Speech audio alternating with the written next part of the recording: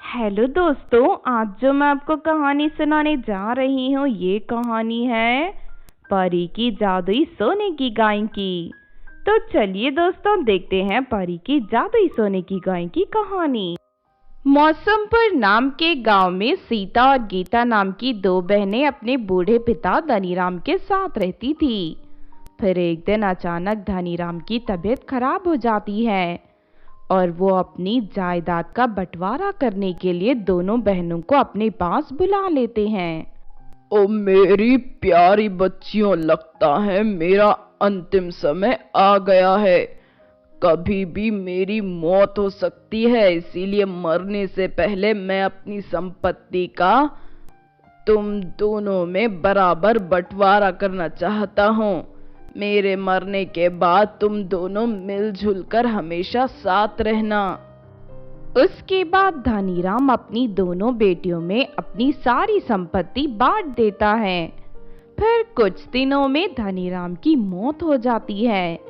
अपने पिता की मौत से सीता को बहुत दुख होता है और वो कई दिनों तक उदास रहती है। लेकिन दूसरी तरफ गीता को अपने पिता से जरा भी लगाव नहीं था। पिता की मौत के कुछ दिनों बाद वो अपने लिए एक नया घर बनाकर रहने लगती है और अपने हिस्से की संपत्ति से मौज मस्ती करने में अपना सारा समय बिताने लगती है। उधर सीता अपने पास के पैसों से 5 गायें खरीद लेती है और उन गाय से मिलने वाले दूध को बेचना शुरू कर देती है। धीरे धीरे सीता का व्यापार चल पड़ता है और अच्छे खासे पैसे कमाने लगती है। दूसरी तरफ गीता दोस्तों को घर बुलाकर रोज पार्टी किया करती थी, जिस वजह से धीरे धीरे उसके सारे पैसे खत्म हो जाते हैं। फिर एक दिन, अरे मेरे सारे पैसे कब खत्म हो गए, मुझे तो पता ही नहीं चला। अब मैं क्या करूं, मेरा खर्चा कैसे चलेगा।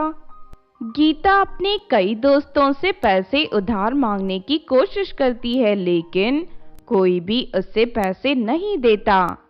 फिर एक दिन गीता अपनी बहन सीता से उधार पैसे मांगने जाती है, लेकिन उसकी बुरी आदतों के चलते सीता उसे पैसे देने से इनकार कर देती है।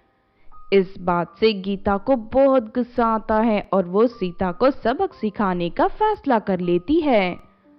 फिर एक रात गीता अपनी बहन के घर पर बंधी सभी गायों को खोलकर उन्हें पहाड़ी पर ले जाती है और जबरदस्ती सभी गायों को खाई में ढकेल कर वहां से चली जाती है। खाई में गिरने की वजह से सारी गाय मर जाती है। अगले दिन अपनी गायों को घर पर ना देख सीता परेशान हो जाती है और चारों तरफ उन्हें ढूंढने लगती है। तभी सीता को खाई में अपनी गायों की लाश दिखाई देती है। अरे नहीं, ये क्या हो गया, मेरी सारी गाय खाई में गिर गई और मर गई।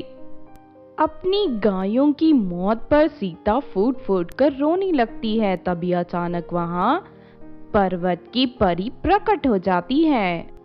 तुम्हें दुखी होने की जरूरत नहीं है सीता बेटी, मैं तुम्हारे बारे में सब जानती हूँ। तुमने आज तक कभी किसी का बुरा नहीं किया, इसीलिए मैं तुम्हारी सारे दुख दूर करने आई हूँ। उसके बाद परी उन 5 गायों के शरीर को आपस में जोड़कर उन्हें एक जादुई सोने की गाय में बदल देती है।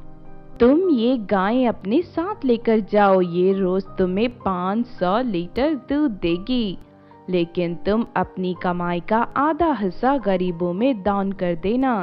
तभी ये जादुई गाय जिंदगी भर तुम्हारा साथ देती रहेगी।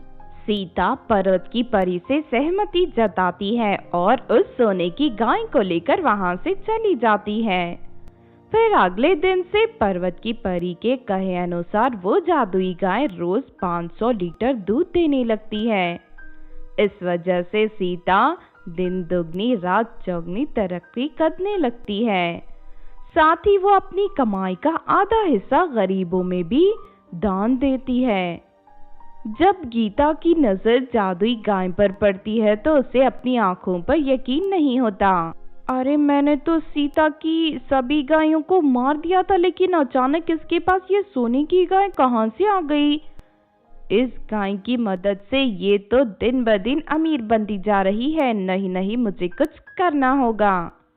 फिर अगले दिन गीता अपने घर पर मौजूद आटे में ढेर सारा जहर मिला देती है और उस आटे से बहुत सारी रोटियां तैयार कर लेती है। फिर वो उन रोटियों को लेकर सीता के घर पहुंच जाती है और उस जादुई गाय को वो सारी रोटियां खिला देती है। अब कुछ ही देर में इस गाय की मौत हो जाएगी। इससे पहले कि कोई मुझे देख ले, मुझे यहाँ से निकल जाना चाहिए। इतना कहकर गीता वहां से भाग जाती है, लेकिन तभी उस जादुई गाय के मुंह से वो सभी रोटियां एक एक कर बाहर निकलने लगती हैं और उन सभी रोटियों में आग लग जाती है। उसके बाद वो सभी रोटियां हवा में उड़ती हुई गीता के घर पहुंच जाती हैं और उसका घर में आग लगाना शुरू कर देती हैं। ये देख गीता के होश उड़ जाते हैं। अरे ये सब क्या हो रहा है? ये रोटियां तो मेरे घर को जला रही हैं। गीता उन रोटियों को पकड़ने की बहुत कोशिश करती है, लेकिन पकड़ नहीं पाती।